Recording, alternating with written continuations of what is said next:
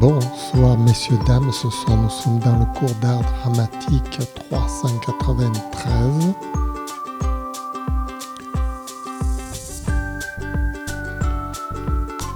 Et je voudrais encore expliquer mon point de vue scientifique de l'acteur. Parce que l'acteur est en même temps un artiste qui obéit à des lois très matérialistes en quelque sorte, mais pas dans le sens matérialiste qu'on entend. Il y a une confusion des genres, confusion des pensées. On pense que le matérialisme, c'est de la mathématique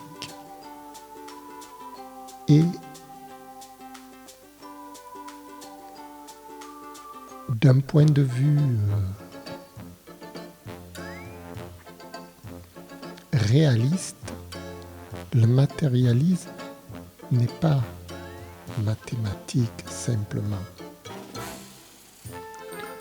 Parce que l'on n'obéit pas à des lois quantitatives, mais à des lois morales. Le moral n'est pas quantitatif, c'est un peu de l'ordre du divin. Le divin, Dieu, n'est pas mathématiquement mesurable. C'est pourquoi il y a une confusion des genres. La comédie relève d'un ordre divin et ne peut pas être robotisée. Elle le pourrait, mais ça ne serait plus de la comédie. Parce que la comédie doit avoir une sorte d'improvisation divine. Cette improvisation extraordinaire, c'est ce qui rend l'acteur magnifique. Et donc, il ne peut pas être enfermé dans des préjugés, ni dans des lois, ni dans des théorèmes mathématiquement parlant, c'est-à-dire quantifiables. La part de l'imaginaire, du fantasme, de ce qui nous vient de l'au-delà est beaucoup plus important que la part de ce qui nous vient de notre propre pensée. Parce que la comédie repose sur l'histoire antérieure que nous nous sommes racontée. Le comédien est la somme de toutes les histoires antérieures qu'il s'est racontées et qu'il a vécues. Il n'y a pas de dissociation, c'est-à-dire que l'on ne peut pas jouer la comédie sur un principe actuel, présent. On est obligé de jouer la comédie sur ce que l'on a vécu antécédemment. On est le fruit de notre propre histoire. Et personne d'autre que nous connaît notre propre histoire et est capable de l'exprimer. Il s'agit simplement de raconter, de se raconter soi-même. Et donc, en partant de cette compréhension, on peut comprendre que les actes que nous aurons dans le futur seront les actes qui représentent ce que nous sommes maintenant.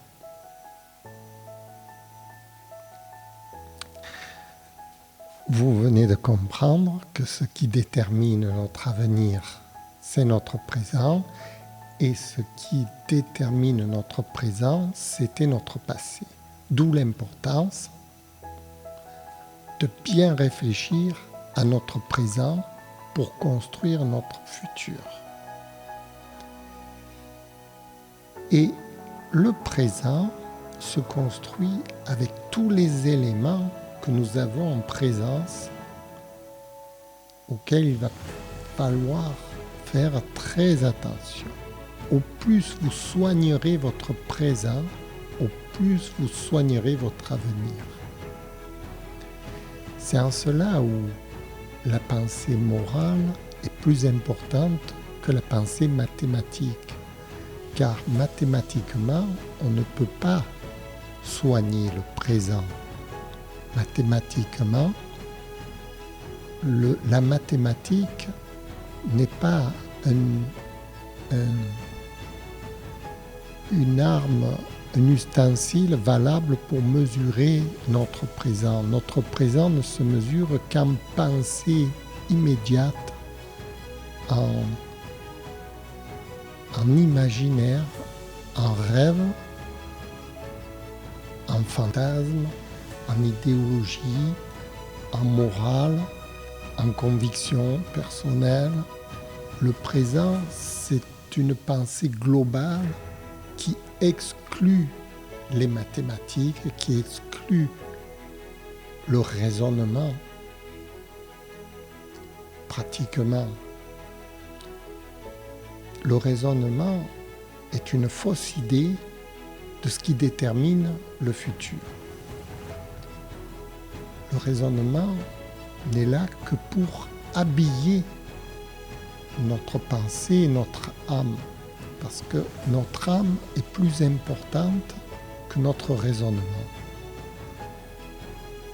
C'est en cela que la comédie est de l'ordre du divin et non pas d'une réflexion intellectuelle.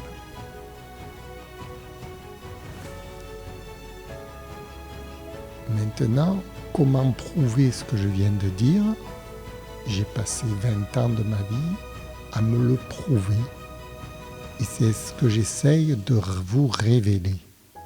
Ce sont toutes les choses que j'ai découvertes, que j'essaye de vous transmettre, qui me semblent très importantes pour l'avenir des hommes, de l'humanité, puisque c'est un concept totalement différent de la pensée actuelle, qui voudrait que l'on pense en termes de réflexion, en termes de chiffres, en termes de science, en termes de raisonnement mathématique.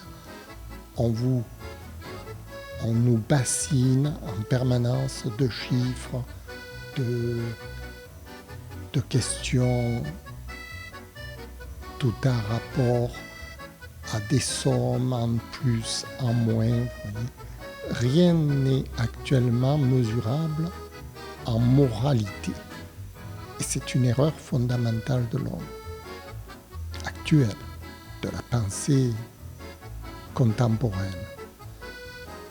Parce que le rêve, la morale, est bien plus forte que tous les chiffres qu'on peut vous donner. Je l'ai expérimenté dans le jeu d'échecs, je l'expérimente devant vous en jouant à la comédie, je l'expérimente de partout. J'ai des preuves de ce que j'affirme, je me suis, parce que j'ai mis en place une espèce de laboratoire où j'ai expérimenté la morale par rapport aux chiffres. Il est donc tout à fait essentiel de comprendre en quoi nos pensées déterminent notre futur plutôt que notre réflexion mathématique. Voilà. Je pense que c'est l'essentiel de mon message dans mes cours d'art dramatique. C'est l'essentiel où je privilégie justement cette pensée morale par rapport à la pensée raisonnable du sujet. C'est pourquoi je n'apprends pas mes textes, parce que je sors de la cage, je sors du moule pour être libre. Et la liberté est supérieure à l'emprisonnement de la pensée. Vous le constaterez, je vous le prouverai encore et toujours encore, jusqu'à ma mort. Voilà, je vous remercie d'avoir écouté ce cours 393. Pourquoi la morale est-elle supérieure à la pensée idéologique, à la pensée mathématique? Merci, au revoir. Na, na, na, na.